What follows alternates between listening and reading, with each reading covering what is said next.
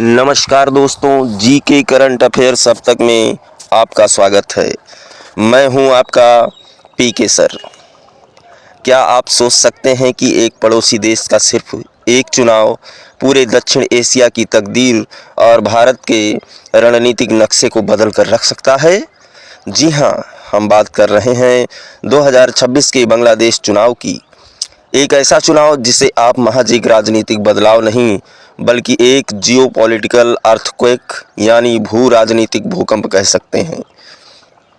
आज के इस विशेष विश्लेषण में हम उस पावर वैक्यूम की बात करेंगे जिसने ढाका की सत्ता की विसात से रानी को ही हटा दिया।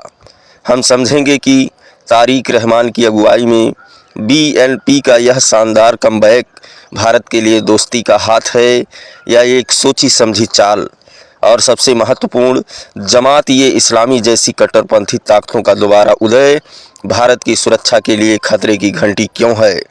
चलिए इस भू राजनीतिक उथल पुथल की गहराइयों में उतरते हैं और देखते हैं कि भारत को अपनी सुरक्षा के लिए अब कौन सी नई महीन रस्सी पर चलना होगा। कार्यकारी सारांश, नई ढाका सरकार और भारतीय हित की बात। घटनाक्रम, एक विसंगत चुनाव जिसमें आवामी लीग की अनुपस्थिति में बाध्यकारी राजनीतिक रिक्तता पैदा की बीएनपी की 200 प्लस सीटों पर निर्णायक जीत है। जोखिम क्या है? जमात-ए इस्लामी का पुनरुत्थान, 60 से 70 सीटें और पश्चिमी बंगाल सीमा के निकट कट्टरपंथी तत्वों का मुख्य धारा में आना। रणनीति क्या है? भारत को अब सतर्क प्रतीक्षा और रणनीतिक तटस्थता की नीति अपनानी होगी। निष्कर्ष, संबंध अब भावनात्मक नहीं बल्कि पूरी तरह से लेन देन और व्यवहारिक बुद्धिमत्ता पर आधारित होंगे। 2026 का वैश्विक रणनीतिक संदर्भ एक संक्रमण काल है। संयुक्त राज्य अमेरिका मिड टर्म चुनाव जो वैश्विक व्यापार और रक्षा संधियों को प्रभावित करेगा। नेपाल हिमालयी क्षेत्र में शक्ति संतुलन हेतु निर्णायक चुनाव। जापान हिंद प्रशांत क्षेत्र की सुरक्षा नीति पर प्रभाव। और बांग्लादेश ढाका की स्थिति को देखें। वर्ष 2026 वैश्विक भू राजनीति में एक निर्णायक मोड़ है। इन वैश्विक परिवर्तनों के बीच ढाका में अस्थिरता भारत की राष्ट्रीय सुरक्षा के लिए एक गंभीर चुनौती है। सत्ता का हस्तांतरण, बाध्यकारी राजनीतिक रिक्तता का परिणाम। आवामी लीग पर प्रतिबंध ने पारंपरिक चुनावी समीकरण को ध्वस्त कर दिया।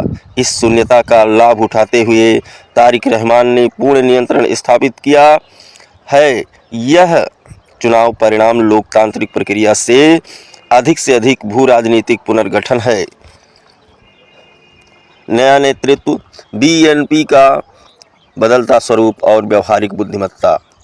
ऐतिहासिक बीएनपी, खालिद जिया काल, भारत विरोधी भावना और कूटनीतिक वैमनस्य था। कट्टरपंथी तत्वों की प्रति लचीला रुख था। वैचारिक और संकुचित राजनीति थी। और नया बीएनपी क्या है? व्यवहारिक बुद्धिमत्ता और सहयोग। आतंक के प्रति पूर्णतया असहिष्णुता। बांग्लादेश फर्स्ट, राष्ट्रीय हितों का प्राथमिकताकरण। संकेत क्या है? प्रधानमंत्री मोदी के प्रति कृतज्ञता संदेश एक सकारात्मक कूटनीतिक संकेत है। प्राथमिक खतरा, जमात-ए इस्लामी और कट्टरपंथ का उदय।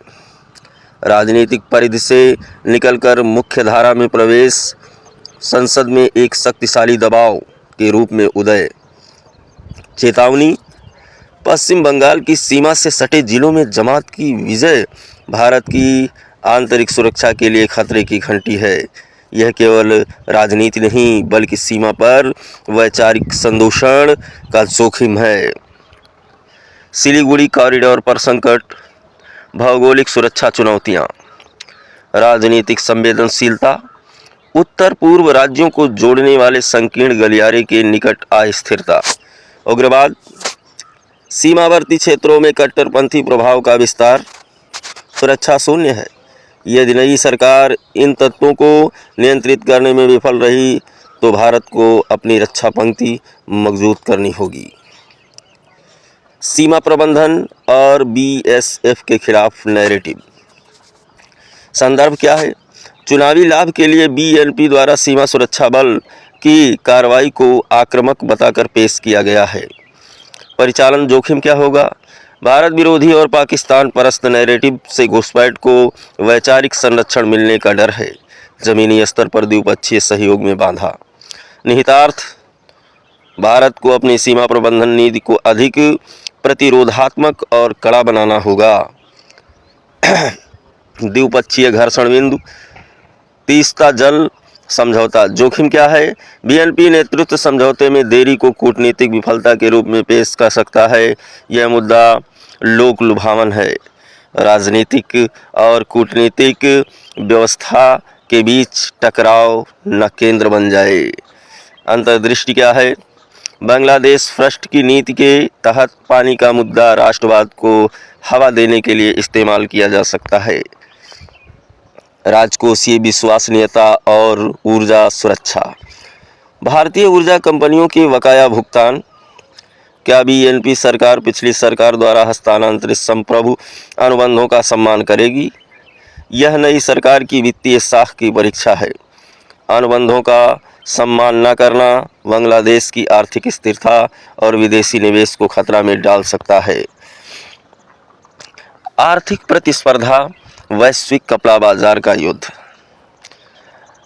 बांग्लादेश की रणनीति: अमेरिकी कपास आयात, उत्पादन अमेरिकी बाजार पर टैरिफ जीरो। निर्भरता क्या है? अमेरिकी कपास का आयात अनिवार्य है। घरेलू कपास, भारत का लाभ क्या होगा?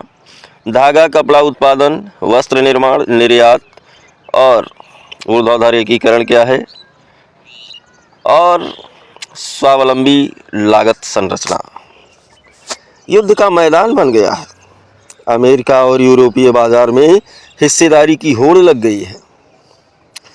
भारत की रणनीतिक प्रतिक्रिया, व्यापार और निर्यात। कूटनीतिक पहल क्या है? भारत यूएस अंतरिम व्यापार समझौता। लक्ष्य बांग्लादेश के टैरिफ लाभ को भी असर करना। और घरेलू फोकस क्या है? टेक्सटाइल क्षेत्र में रोजगार सृजन और निर्यात क्षमताओं का विकास, ताकि अमेरिकी बाजार में बांग्लादेश की चुनौती दी जा सके। रणनीतिक लक्ष्य क्या है? स्वस्थ प्रतिस्पर्धा के माध्यम से बाजार हिस्सेदारी वापस लेना। भविष्य का दृष्टिकोण, राजनीतिक उदासीनता का सिद्धांत। न्यूनतम अपेक्षा, आंतरिक राजनीतिक झगड़ों से दूरी और अधिकतम सुरक्षा, उच्च सतर्कता है। सिद्धांत क्या है? रणनीतिक उदासीनता।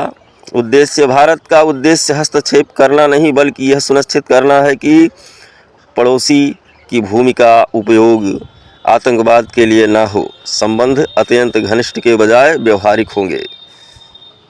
निष्कर्ष क्या निकलता है? व्यवहारिक स्थिरता की ओर। 2026 के उपरांत भारत की बांग्लादेश नीति का आधार न्यूनतम अपेक्षा और अधिकतम सुरक्षा होना चाहिए। सफलता का मापदंड, क्या तारिक रहमान जमात जैसे कट्टरपंथी तत्वों को सत्ता की परिधि तक सीमित रख पाते हैं? अंतिम विचार क्या है? ढाका की राजकोषीय प्रतिबद्धता और सिलीगुड़ी कॉरिडोर की सुरक्षा ही द्विपक्षीय संबंधों का भविष्य तय करेगी।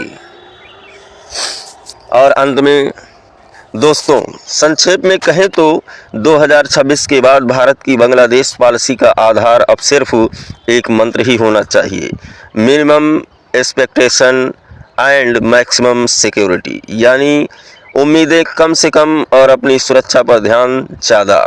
यह भावनाओं पर नहीं, बल्कि बदलती ज़मीनी हकीकत पर टिकी एक व्यवहारिक रणनीति है।